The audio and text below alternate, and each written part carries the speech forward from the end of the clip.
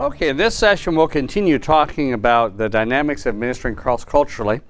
We've already talked about the importance of your perception of the people you're going to minister to fight against paternalism, triumphalism, or racism.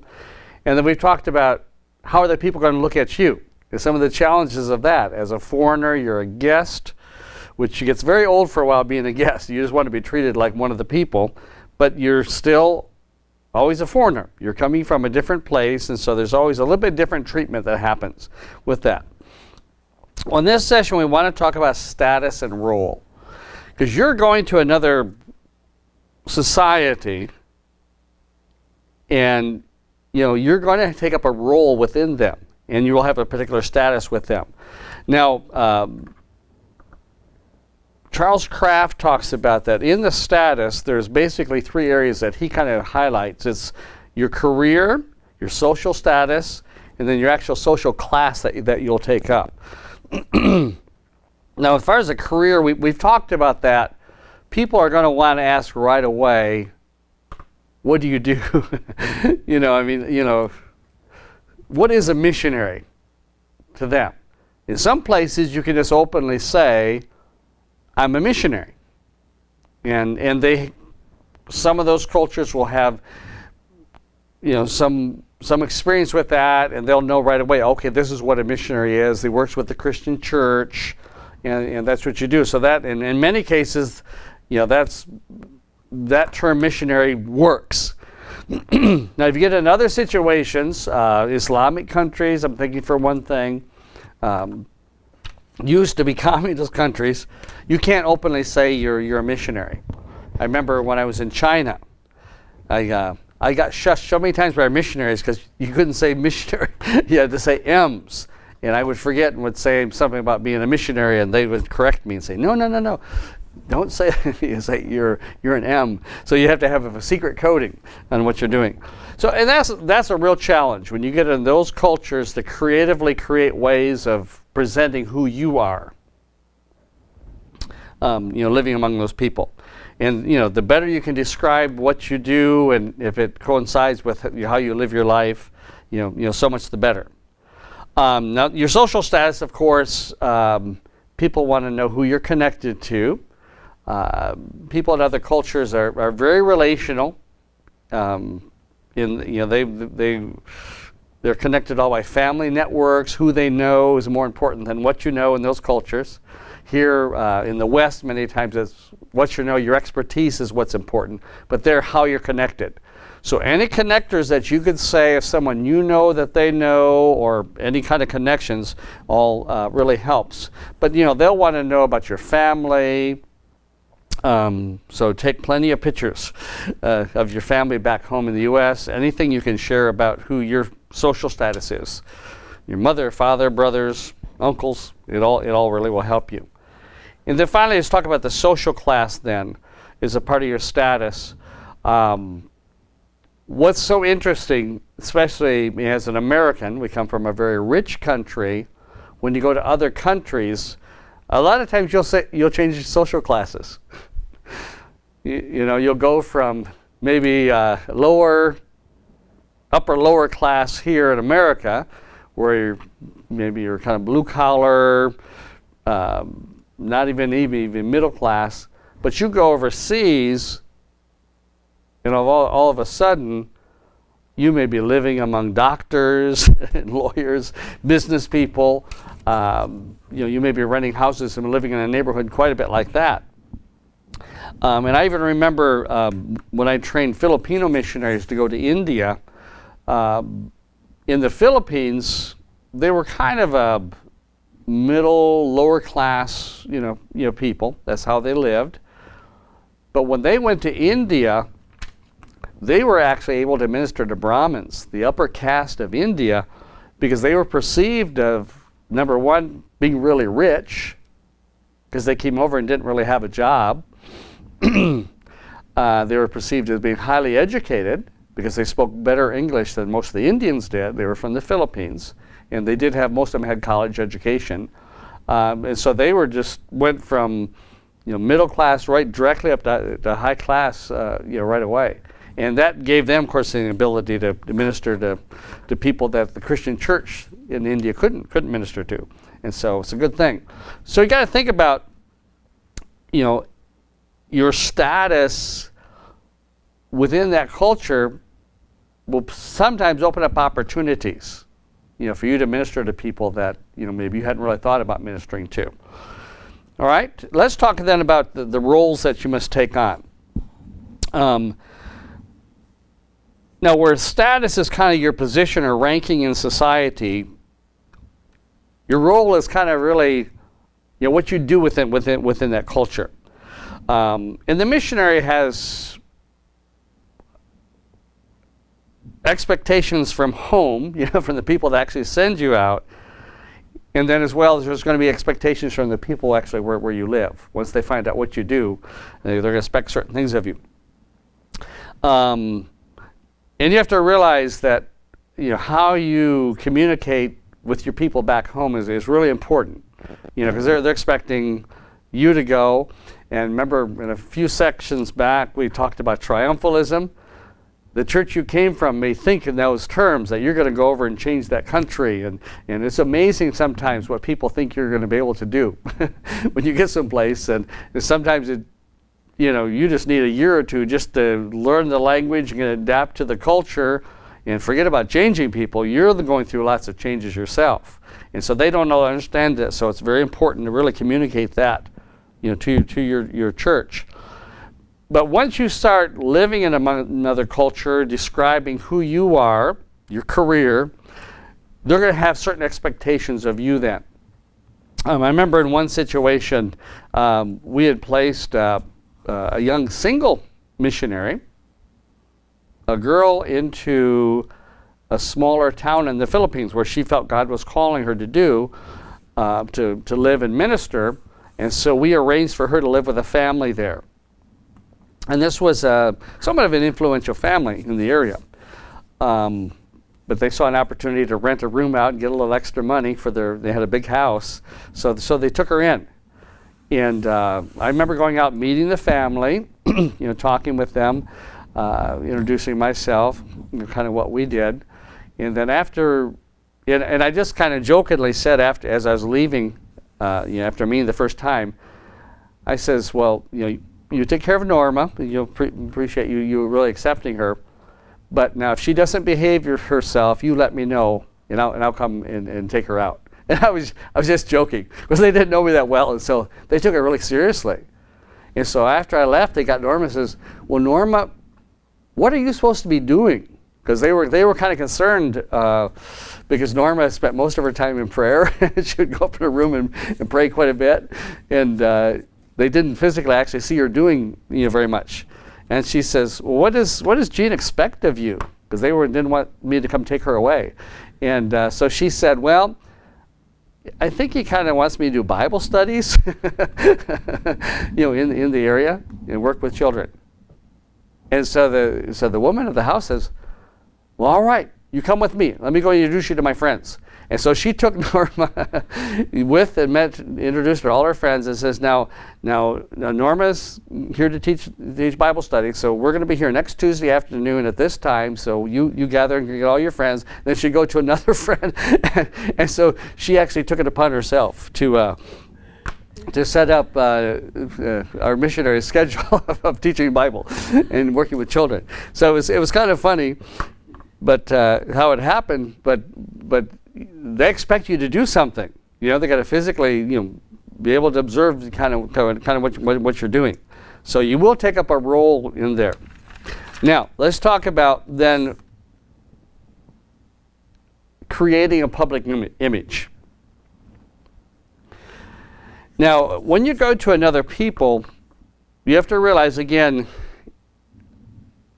in a sense, you are a religious expert, a minister coming from one culture, a follower of, maybe a foreign religion to them. And so there's certain expectations of the way that you're going to act. Now, and you have to understand their idea of what spirituality is and what being a good religious person is. Now, think of, first of all, maybe some of the taboos that are in their culture. think about certain foods. If you're ministering in India, you can't eat beef. That would be very bad to eat beef if you're living in India. If you're living in an Islamic country, you can't eat pork. Now you get to say, well, I'm from the U.S. and we eat pork all the time, and forget these people. They just don't understand if it's prepared well, it's clean meat. Well, that's not being sensitive to them, right? I mean, you understand that? That could be the difference of gaining a hearing for the gospel or not. If you are perceived as someone that eats dirty meat, a meat that's not perceived as clean in their culture, I mean, it could shut the doors. Think also jewelry, how you dress.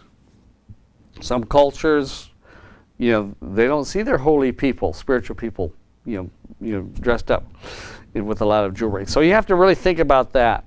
You have to think about also the religious practices, of their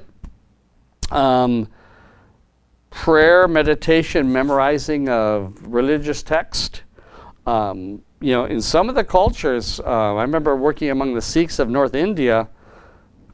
I mean, their priests have their scripture memorized because they actually sing the text, to the people. If you go to a Sikh Gurdwara, I mean, those priests will be singing out scripture text for hours, a little at a time. So they know their text. So you need to be a person, not only of prayer, meditation, but you need to be perceived as a person that knows Scripture. Talk about religious experiences, dreams, healing, trances, exorcism. You need to become comfortable with moving in those realms of where God can speak to you in those ways, because in some people, in some cultures, that's expected that someone of any spirituality or religious will have those type of things. And also your attitude about money and business, time, family, singleness. Those all affect how you can really minister to the people. And just think about that. A common occurrence in missions has been a family receiving a single woman into their home. And maybe that was a single missionary coming to either teach their children or work alongside the missionary. If that woman actually moves into the home, the people come to certain conclusions right away. Oh, the missionary now has a new wife who's just moved in.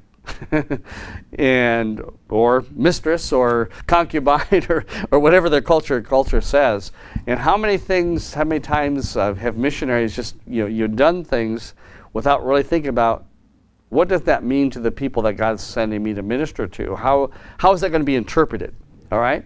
And so that's always important, that you're always thinking, how do my actions of what I'm doing, how does it affect how those people are perceiving me and looking on me?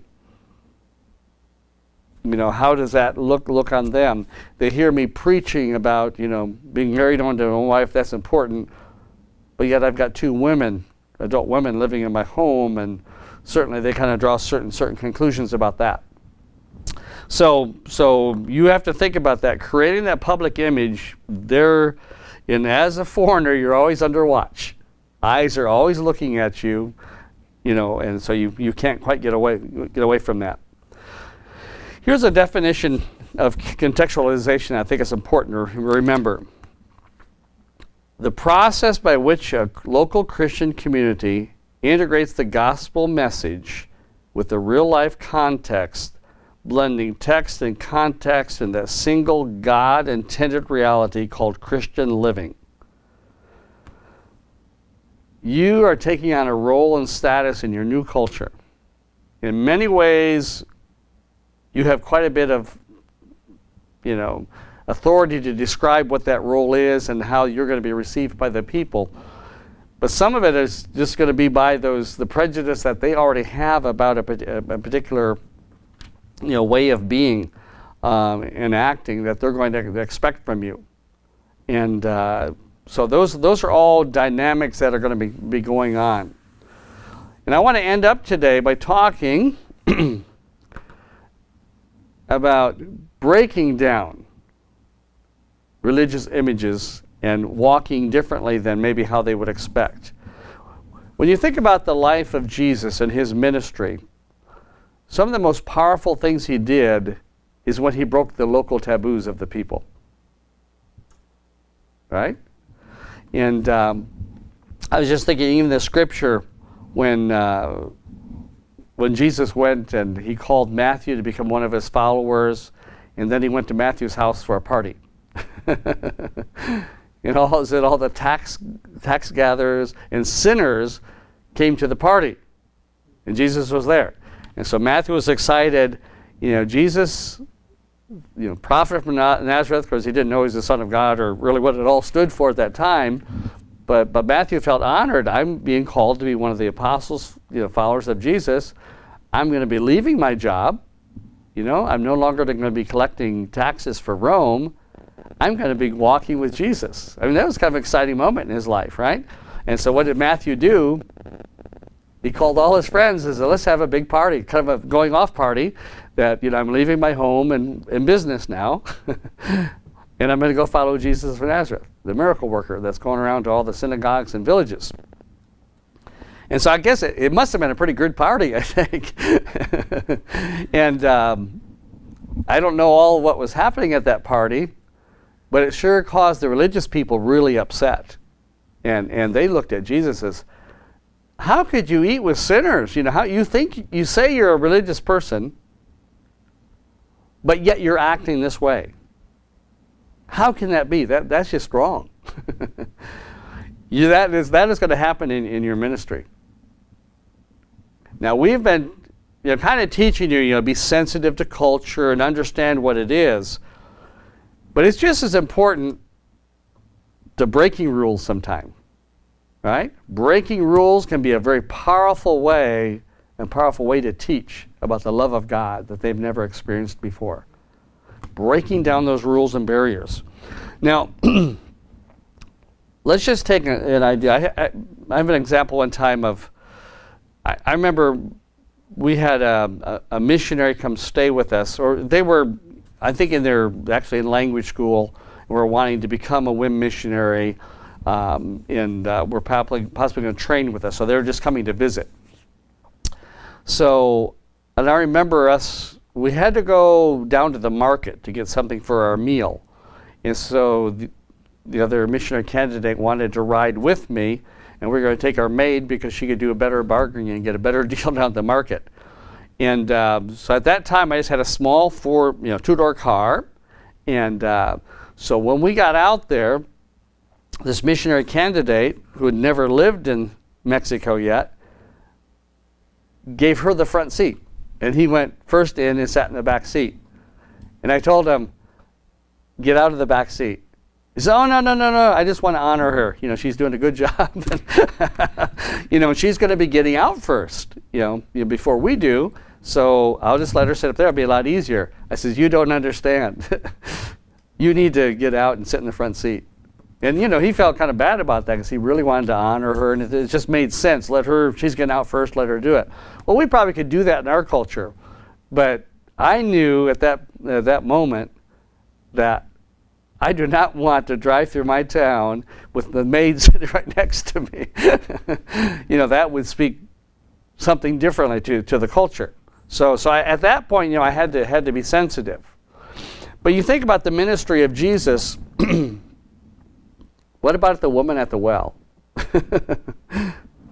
He took risks, didn't he? All right? So when we're teaching about sensitivity to culture and understanding it, we're never saying that you shouldn't take risks or do things differently than the culture actually understands themselves. You understand what I'm saying? But you need to know that culture well enough to know why you're breaking the rules. Does that make sense? You have to know, okay, I understand this is kind of how the culture feels about this type of thing.